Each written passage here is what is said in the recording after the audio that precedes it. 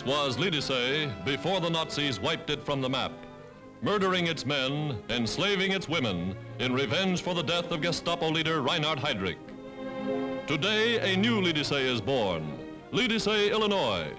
Here in this new model township in Midwestern America, people who love liberty, many of them Americans of Czechoslovakian ancestry, gather to perpetuate the name of the martyred village. With patriotic and religious ceremonies banned in the old world, Lidice, they dedicate a memorial bearing liberty's eternal flame, voicing their remembrance in the words of Czechoslovakia's national anthem.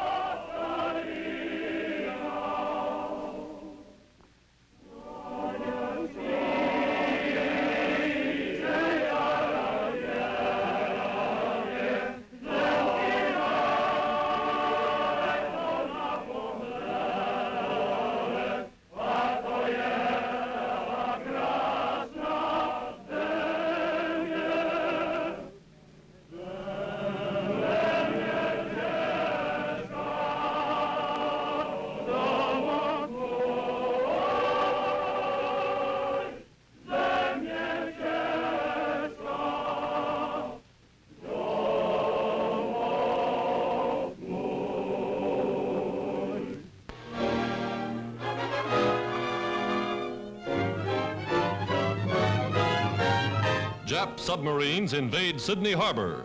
Their only victim, an old ferry boat converted to Navy use. 2 torpedoes found their mark before the invaders were blasted to the bottom. Divers locate the invader craft near the harbor entrance. One by one, all 4 are raised to be salvaged for scrap. Some never had a chance to fire a shot, so quickly were they destroyed. Australian Navy men say these underwater raiders are bigger than the type sunk by the Americans at Pearl Harbor. At any rate, these are 4 deadly fish that didn't get away.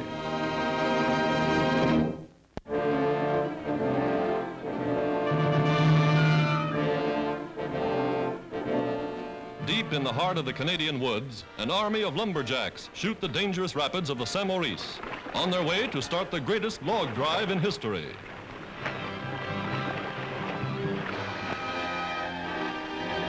For 300 miles, the old river's choked with timber. Timber for the pulp and paper mills. Timber to be converted into chlorine, emulsions, and TNT for war. Dynamiters plant the charges that will free the jam, started on its way downstream. For a jam allowed to pile up will often change the course of the river, leaving the logs high and dry. The fuse sputters. Better hurry up, Mr. Lumberjack, and don't waste any time finding a safe spot. That blast is ready to go.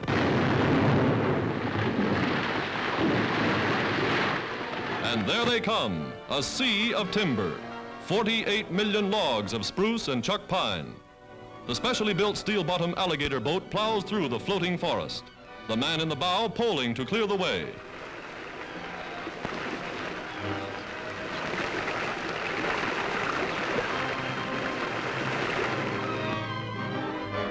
At the sorting gap, lumberjacks separate logs bearing the trademark or stamp of each individual owner. Then up the giant conveyor belt they travel to the mill. Stripped of bark and washed clean as a whistle, they're now cut to size.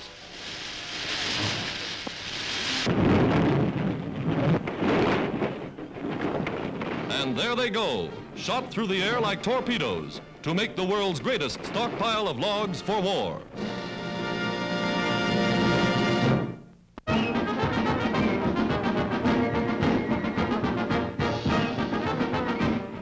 Out in the vast cattle country of California, hard-riding horsemen stage what Americans call a rodeo.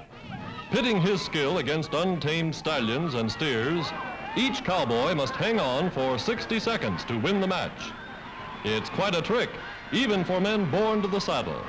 And when there's no saddle, well, that's what makes rodeo riding the most thrilling sport of the Western Plains.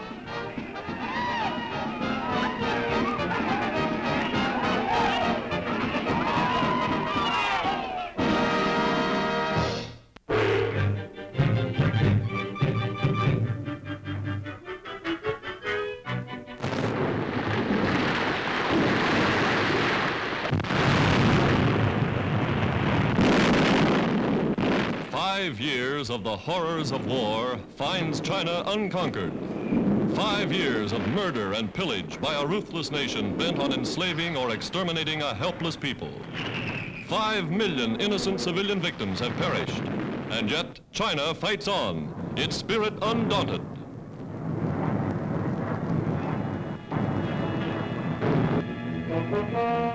From battered Chongqing, blasted and rebuilt a dozen times, the Chinese Republic carries on the fight. Here, Madame Chiang Kai-shek, American-educated wife of China's leader, ministers to her people, inspiring them to even greater effort with her own unfailing courage.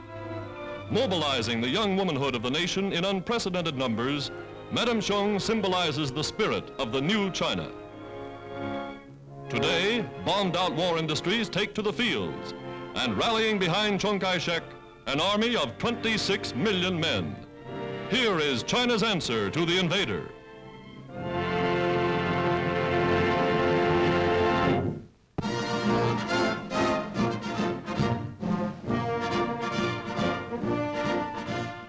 Behind the scenes in a U.S. war plant, rushing the manufacture of Army Scout cars. Here is a vivid example of how the famous American auto assembly line has been converted to speed equipment for war. American engineering genius for mass production, getting things done in a hurry.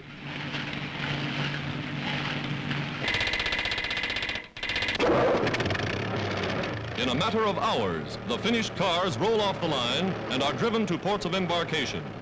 Yankee soldiers called them Jeeps, and the world will be seeing a lot of them. New to this war, they're the legs of America's motorized infantry.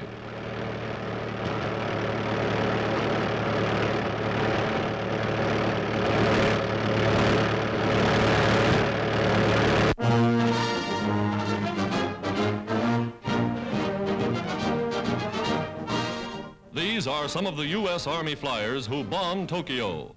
General Doolittle, who led the raid, sees General Arnold, Army Air Chief, decorate 23 of his men with the Distinguished Flying Cross.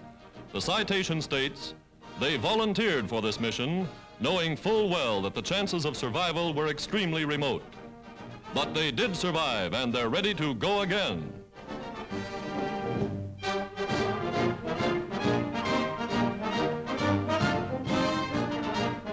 Biggest reward is the family reunion.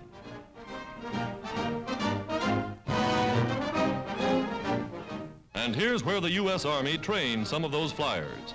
Ground school for bombardiers. On rolling platforms equipped with practice bomb sights, they learn the secrets of expert marksmanship, study the outlines of potential targets. Now they're ready to take real bombs aloft for an actual test.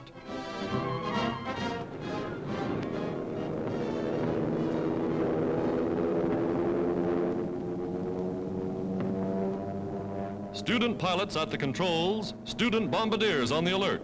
Their objective, outline of a city, drawn to scale. Down go the bombs, sped to their target by the finest bomb sight in the world.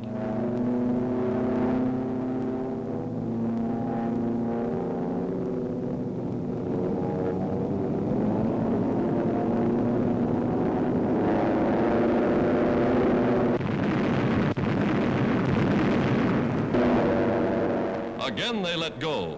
No command needed now. This is the bombardier's big moment. Sample of United Nations air power in action on the battlefronts of the world.